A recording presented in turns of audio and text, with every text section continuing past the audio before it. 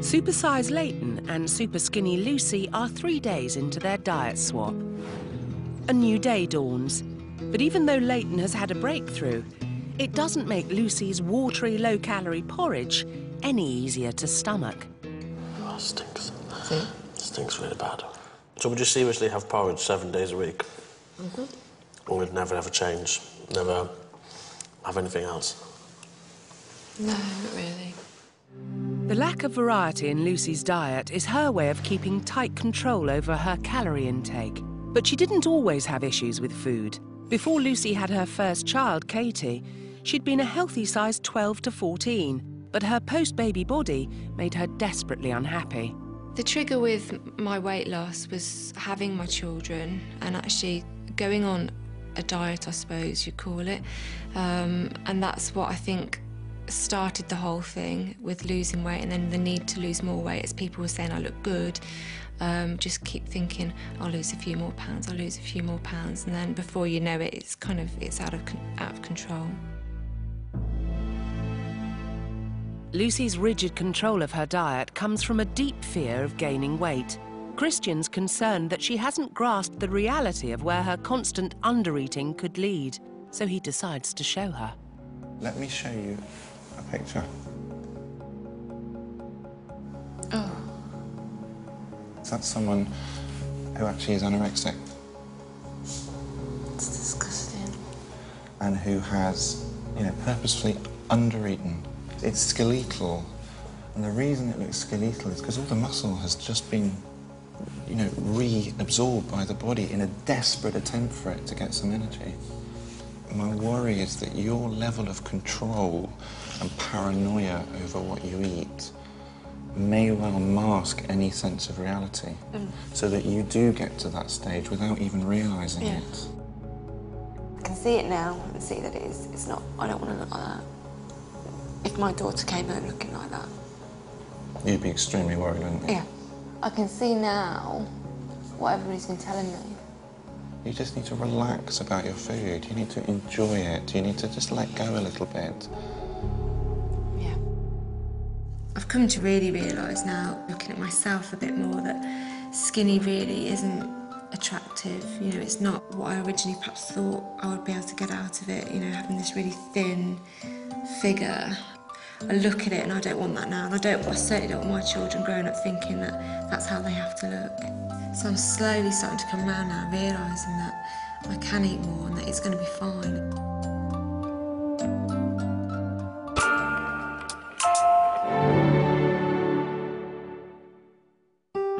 "90,000 people in the UK are being treated for an eating disorder, including anorexia nervosa. Ashley, Morag, Roz and Fiona are anorexic. They're on an 8-week course designed to challenge some of the key aspects of the disease as part of their road to recovery. I have forgotten what it's like to be normal. I think I can see it and I can almost touch it, but I can't quite get there. To assist our sufferers, we've recruited consultant psychiatrist Dr Peter Rowan and eating disorder dietitian Ursula Philpott. This week's task is a trip to the supermarket to help the group break their cycle of behaviour towards food and move away from safe and familiar choices. The group have all been given the same shopping list. A jacket potato. Cheese filling, not cottage cheese. Another filling of your choice. Spread, margarine or butter. A pudding, no fruit. None of the above items can be a low-fat or diet option. An everyday task for most of us, but not so easy if food is the enemy. The shopping list I've written today deliberately includes 2 higher fat items. Cheese and butter or margarine. They're items that the group wouldn't normally buy, and so they'll probably find them quite anxiety-provoking. I'm not a big fan of cheese, to be honest. I don't really know how much to have or what kind of cheese I like. I've just not got much experience with it, I guess.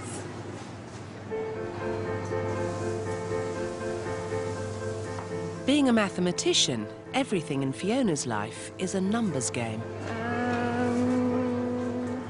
Once I've looked at calories and something, that's it. I know it's in my head and I don't even have to think about it. Today is actually interesting because I'm trying so hard not to look at any of the numbers. I'm just thinking, what is something that I like? But then there's just so much choice that it's really hard to think of what I want. Supermarket shopping with Fiona is an absolute nightmare because we will wander up and down the aisles and she will pick things up and put things down and look at them and then think she's having them, and then she will put something in the trolley and then she'll take it out again because then she decides she doesn't want it. And then by the end of the shop, I find we have precisely 2 items for Fiona that were supposed to be a meal for that night. And it is so frustrating. It feels very much to me when I'm walking around the supermarket like every decision is absolutely crucial, and if I don't get it right, then, you know, something terrible could happen. Shopping is something I like to have control of, so I get what I want when I want, I suppose, and make sure that everything is to my specifications. Yeah. So everything on this list, bar a jacket potato, sort of jumps out at me as something irregular. For 20-year-old Ashley, who's lost 3.5 stone in 3 years, defying this dairy challenge is pushing him out of his comfort zone. I literally have no idea what's in any of this. I'm just want to get out of it. Just get whatever I need and just, I don't really want to be here, to be honest. It's just like, I just don't need this. It's just in the way. I feel like I've got to fit this mould.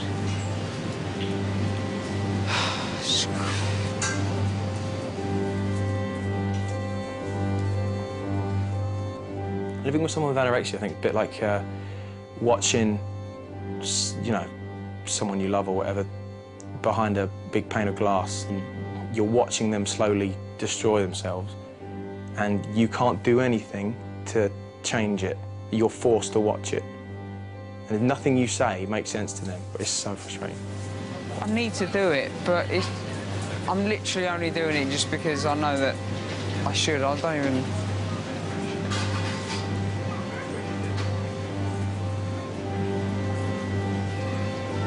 It's such... Forget it. Anorexics often have real difficulty in shopping for food, typically in supermarkets. They have a whole lot of conflicts in there. They're driven in a way by wanting food and wanting to eat, and being surrounded by it, it's natural for them to be completely looking at it in excessive detail all the time, how many calories are on it and so on. And at the same time, they're actually terrified to eat it.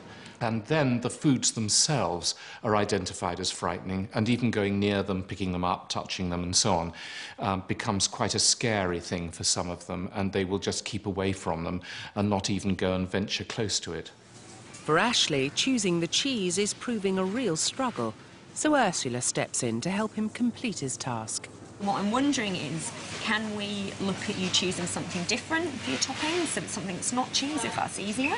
Yeah, I mean, something that maybe that I would actually enjoy. Absolutely, and that's fine. We can adapt it that way if that's easier. Yeah. So could I ask you to go back then and get a different topping of your choice, something that you feel you would definitely be able to think about doing at home? That's fine, yeah. I literally wouldn't eat cheese because I don't enjoy it. I figured there'd be no use in me having cheese. So I thought beans were something that I used to enjoy, so I'll try them. That one, that'll do. I've got some chilies, some onion, some courgette. I need a tin of tomatoes and some cumin. 5.5 stone Roz is 37. Her family have lived with her obsession with food for 4 years. I don't think of Roz as being typically anorexic because she actually enjoys her food, but it's just the intense focus on food and what she's eating, what she's going to be buying from the shops, what we're going to be having for dinner. I love it. I love preparing food. I love cooking. Whether or not I'll actually be eating it at the end of the day, doesn't ever matter. It seems that there's not much else in her life that is as important as food. I'm a perfectionist, I suppose. Can I just tell you what bothers me here, is when other things are on the shelves where they shouldn't be. Do you know what I mean? And people put things back where they don't come from, so that should be up there. And it just, I worry that that's got something in it that the thing that I'm buying might somehow absorb. For 36-year-old mum Morag, the condition is a little more complicated. Describing anorexia without getting angry is actually quite a difficult thing. It's like having another person in the relationship, a very petulant, difficult, temperamental person, because it sets its own guidelines and it won't countenance the idea of operating outside of those guidelines. My trolley is kind of split, if you like, where my things all go on one side and my husband's things all go on another side, just to kind of keep that contamination thing to a minimum. And having it in there, and the cheese, actually, it just worries me, really. It's kind of a sort of a system of beliefs I have built up over time, really, and I know that they are ridiculous. I'm well aware that, you know, things can't be absorbed into other things, but it's just a fear that has just got bigger and bigger and bigger. Some foods that they will come across are really terrifying to them. Typically chocolate, cheese, those sort of high fat and often sugar-containing foods. By the time they get home and they have to eat them, they may or may not actually find themselves able to do so, because the terror by then builds up, the terror of what will happen if they do eat, and therefore they end up very often rejecting foods which they themselves have chosen at an earlier stage. Our courageous class have agreed to face that fear head-on and take on their dairy demon. Roz, how are you doing? The potato is quite large, but that's fine. I've started, so I'll finish. It's nice to have something that tastes nice, and that you're hungry to eat. I'm surprised it's not as overwhelming as I thought it would be. You're not feeling too anxious or overwhelmed? Not as anxious as I thought now that I've started to eat, so yeah.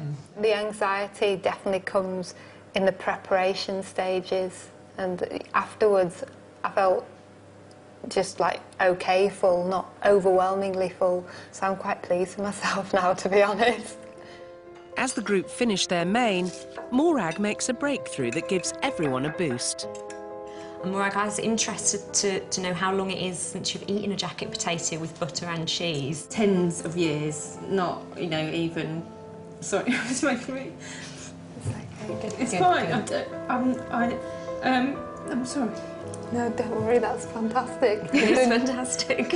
I know. You had a really positive attitude about it as well, and you've done really, really well. I mean, it is a big deal. I wasn't crying because I was upset or anxious about what I did. It was tears of amazement and pride, I suppose, that I'd actually been able to do it, and that people were saying, you know, you've done really well.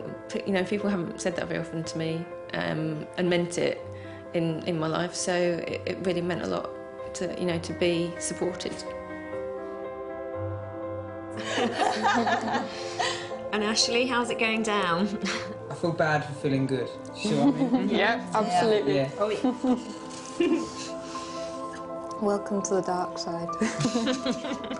One thing I am trying to do is to just sit with feelings of anxiety, and I try and do things like I compare myself to a taxi driver who drove me here this morning. He said he sits in his car for 12 hours a day, and he wasn't huge, and he ate his bacon and butties in the morning, and I think, well, he can do it, you know, I can. So. If you've been affected by any of the issues raised, go to our website, channel4.com/health.